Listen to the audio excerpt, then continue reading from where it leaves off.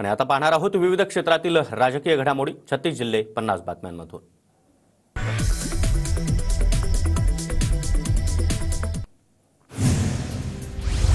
प्रचार काळातील नेत्यांची वादग्रस्त वक्तव्य आयोगाच्या रडारवर। मुंबई कार्यालयाने केंद्रीय मुख्य आयुक्तांकडे अहवाल पाठवला। बटेंगे तो कटेंगेसह सज्जाद नोमानींच्या वक्तव्याचा देखील समावेश।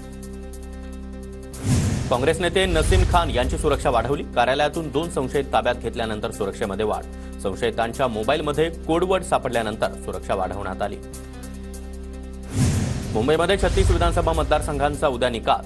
प्रशासकीय यंत्रणा देखील सज्ज। 2700 कर्मचारी मतमोजणी प्रक्रियेमध्ये सहभागी होणार। कराडमध्ये निकालाआधीच अतुल भोसले यांचे आमदार म्हणून बॅनर झळकले। कराड दक्षिणमध्ये पृथ्वीराज चव्हाण विरुद्ध डॉक्टर अतुल भोसले यांच्यात सामना। अहिल्यानगरमध्ये काँग्रेस नेते बाळासाहेब थोरात यांचे भावी मुख्यमंत्री असे बॅनर्स। युवक काँग्रेसच्या कार्यकर्त्यांकडून मोठी बॅनरबाजी। कोल्हापूरच्या कागल मतदारसंघामध्ये हसन मुश्रीफांच्या समर्थकांकडून जल्लोष। कार्यकर्त्यांसमोर कॉलर उडवत मुश्रीफ यांच्याकडून विजयाचा विश्वास व्यक्त। पुण्याच्या कोथरूडमध्ये निकालापूर्वी चंद्रकांत पाटलांचे विजयाचे बॅनर्स। कार्यकर्त्यांकडून चंद्रकांत पाटलांचे बॅनर लावण्यात आले। नागपूरमध्ये लाडक्या बहिणींच्या मतदानामध्ये 7.97% वाढ। जिल्ह्यातील 6ही मतदारसंघामध्ये 6,74,000 महिलांकडून मतदान।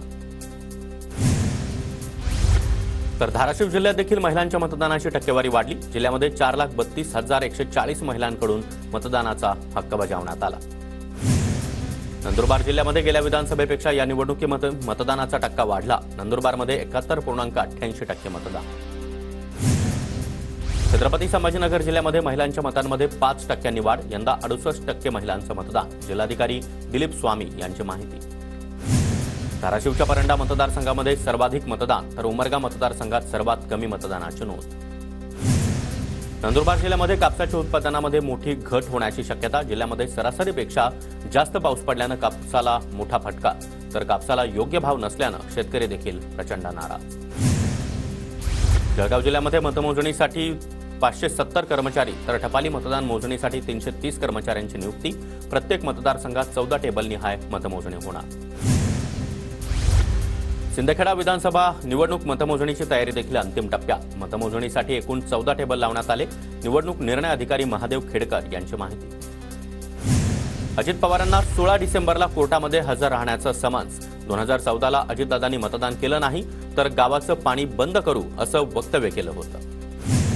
इम्तियाज जलील यांच्या आरोपानंतर आंबेडकर नगरमधील महिला आक्रमक। जलील यांच्या फोटोला काळं फासत जोडेमारो आंदोलन। महिलांकडून निदर्शनं।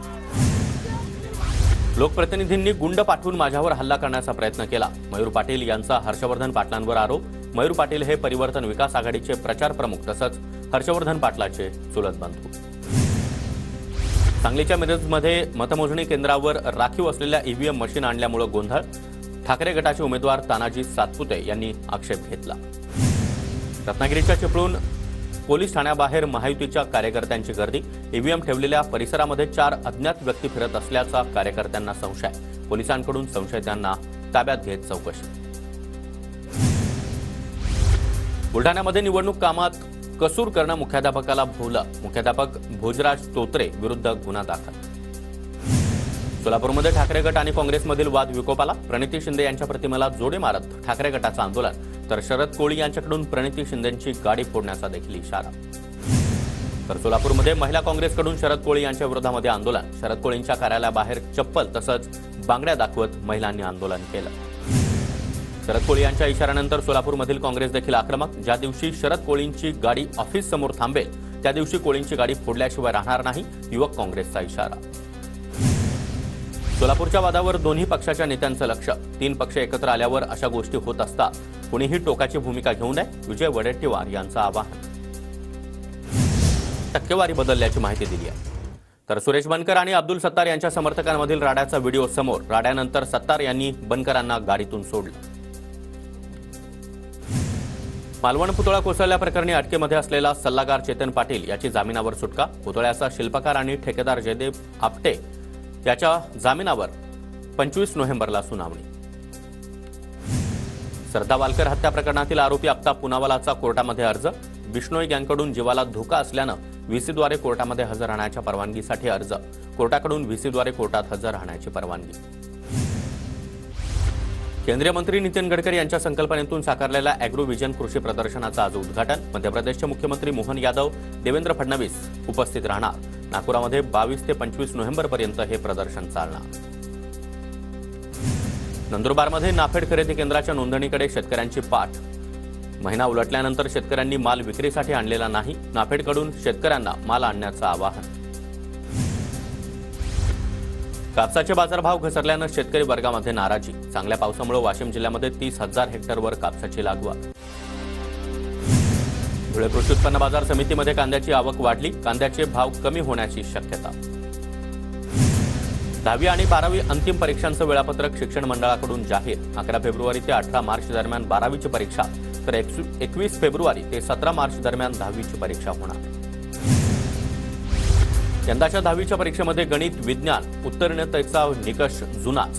फेब्रुवारी-मार्च 2025 मध्ये होणाऱ्या परीक्षेमध्ये गणित आणि विज्ञान विषयामध्ये 35 ऐवजी 20 गुण मिळाले तरी देखील पास होणार. सीबीएसई 10वी आणि 12वीच्या परीक्षांचं वेळापत्रक जाहीर. 15 फेब्रुवारीपासून सीबीएसईची लेखी परीक्षा सुरू होणार. राज्यामध्ये थंडीचा कडाका वाढला. पुण्यासह उत्तर महाराष्ट्रामध्ये मोठ्या प्रमाणावर गारठा. पुण्यातील एनडीए भागातील किमान तापमान 10 अंश सेल्सिअस नोंदवण्यात आलं. मुंबई ठाण्यासह राज्यभरामध्ये गुरुवारी किमान तापमानामध्ये मोठी घसरण. राज्यामध्ये बहुतांश भागात 11 ते 12 अंश सेल्सिअस किमान तापमान. मुंबईकरांना गुलाबी थंडीची चाहूल. दापोलीत देखील पारा घसरला. पारा 10.9 अंशांवर, तर पुढील आठवड्यामध्ये थंडीचा कडाका वाढण्याचा अंदाज. भिवंडी शहरातील वऱ्हाळ तलावामध्ये बुडून 2 अल्पवयीन मुलांचा मृत्यू. 3 मुलं तलावामध्ये पोहायला गेली होती. साहिल शेख आणि गुलाम अन्सारीचा मृत्यू, तर दिलबर अन्सारी बेपत्ता. अकोला वाशिम मार्गावर कपाशी जवळ 2 दुचाकींची समोरासमोर धडक. अपघातामध्ये दोघांचा जागीच मृत्यू, तर 1 जण गंभीर जखमी झाल्याची माहिती. बीडच्या शिरूर कासार तालुक्यामधील खामकरवाडीमध्ये पतीच्या मृत्यूनंतर पत्नीची आत्महत्या. परिसरातील नागरिकांकडून हळहळ व्यक्त.